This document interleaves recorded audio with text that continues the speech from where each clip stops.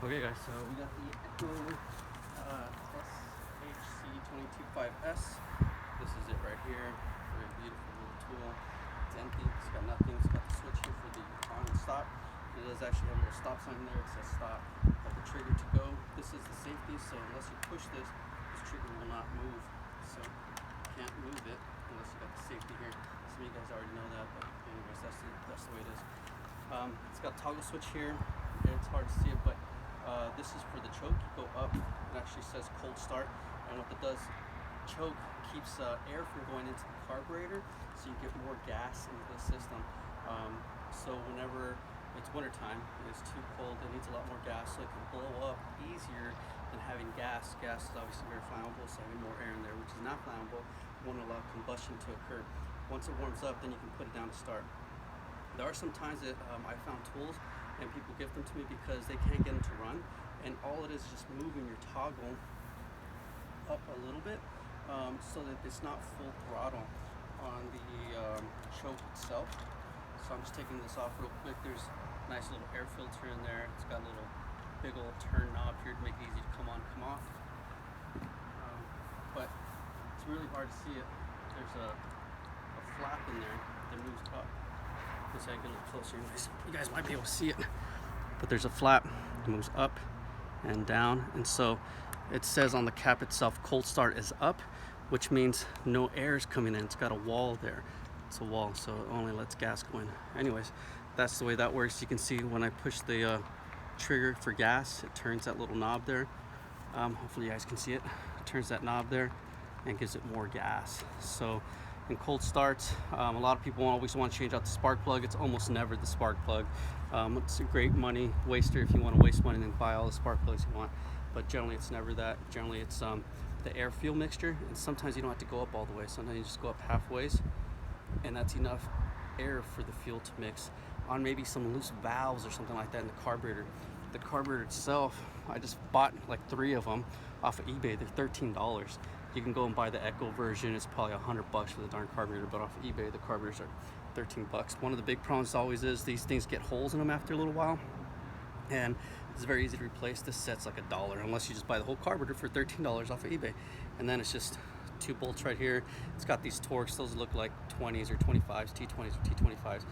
Really easy, and the whole carburetor's held on by just those 2 bolts. Super easy to repair this engine, if you will. I just got a pine needle on my finger, so I'm hurting.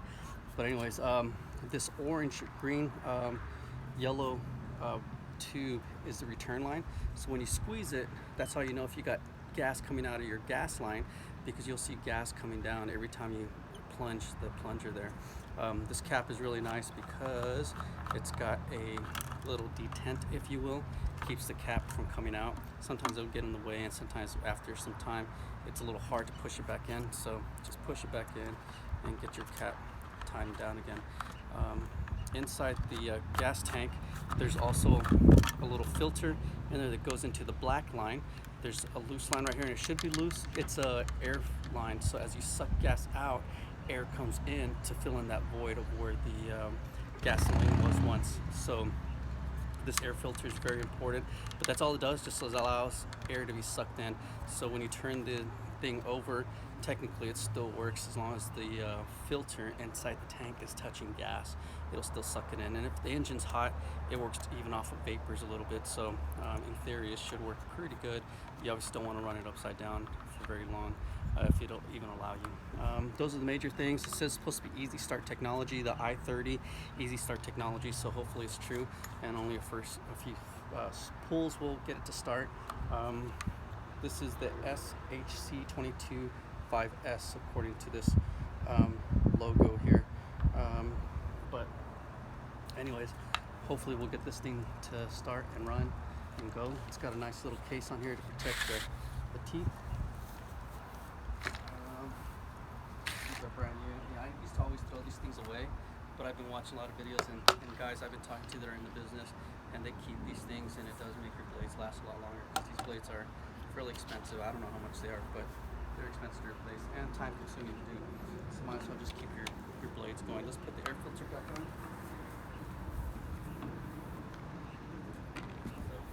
This little air filter just fell off. got a tall side on one side and then a tall side on the bottom side. The tall side goes into the air filter housing, and this goes into a little ridge. Fits right in there. It's one. It doesn't look like it's universal. Oh, it is universal. So you can put it any direction apparently, and it doesn't seem to matter. That's fantastic. It looked like it's universal, but it's not. There it is. You swear.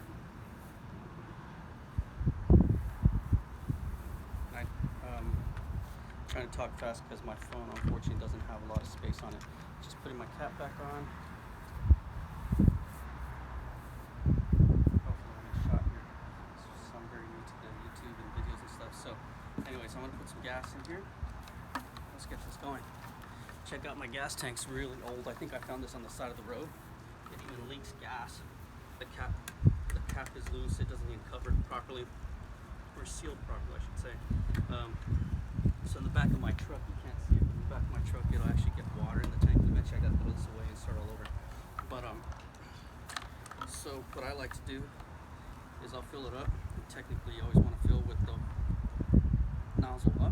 Makes it a lot easier to control. You don't have gurgling. So anytime you pour something, you always want to have the nozzle up and the bucket down in this direction. So it's a lot easier to control too. It's brand new gas. I just got it from Walmart. Pretty good, the gas right now. Oops, $1.83 or so a gallon. So I overfilled, we'll dump a little bit to make room for my, whoa, that was a lot more than I wanted to dump. It's dumped now. So, darn it. I didn't think about where I was dumping it either, so I might have a dead spot in there for a couple of weeks as the gas kills that grass.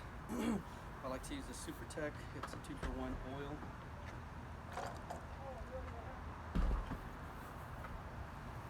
Mixing it here. I don't put too much, I just put a little bit. And I don't mix it in the tank because it'll, in my opinion, destroy the tank of gas because I don't use the gas often enough. So I never mix my oil in my gas tank because again I just don't use it often enough. I prefer just to put a little bit in the tank myself. That darn lid doesn't want to close properly because of that device that's there to keep it from getting lost. And put it up all the way, and it says you want to pump it about 6 times. I always pump it till I get all the air out. There it comes, good.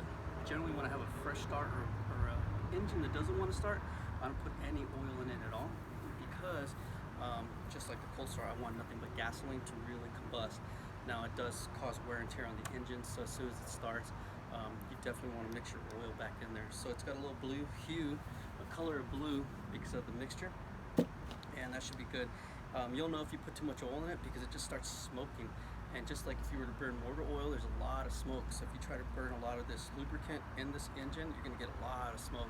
Not only that, they're really hard to start, and there's a lot of bogging down. Doesn't really have power. So sometimes what I'll do is if I notice a lot of smoke or a lot of bogging down, or it doesn't have power, I just drain the canister. And again, start all over with just fresh gas, get it to run, get it to get hot, and then I'll mix my 2-to-1 motor oil, or I'm sorry, the engine oil with the gasoline. So this is the first start. I want to make sure that my toggle switch is not in the stop. I want to move it up. So to turn it off, push it down and move it up to start it.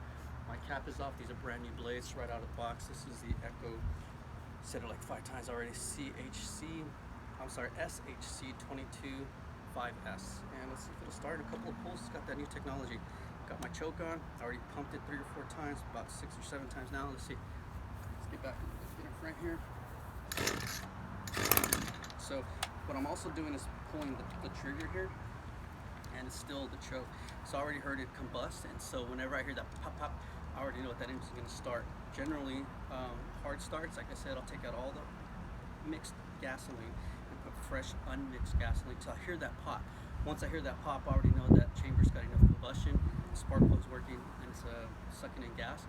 So I've received a lot of free tools and easy fixes by just understanding that concept, is that you have to have a good air fuel mixture. And right now it's going to start. Let's see if it'll start without the choke on. Now that we got a pop in there, the engine's about to start.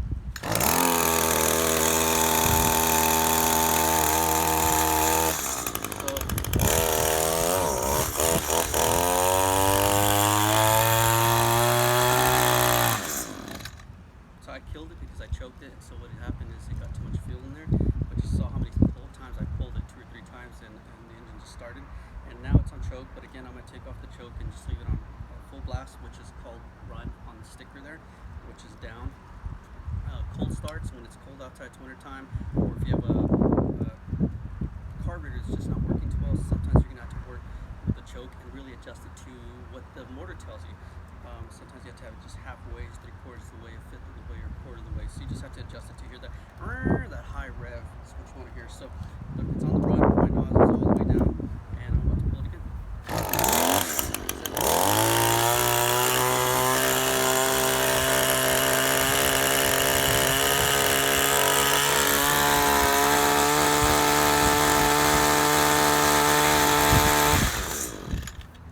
And that's the SHC 22.5S. It's a brand new first start on this tool, and I'll take a video of my first season. Thanks, bye. With the Freedom General Contracting, Omar.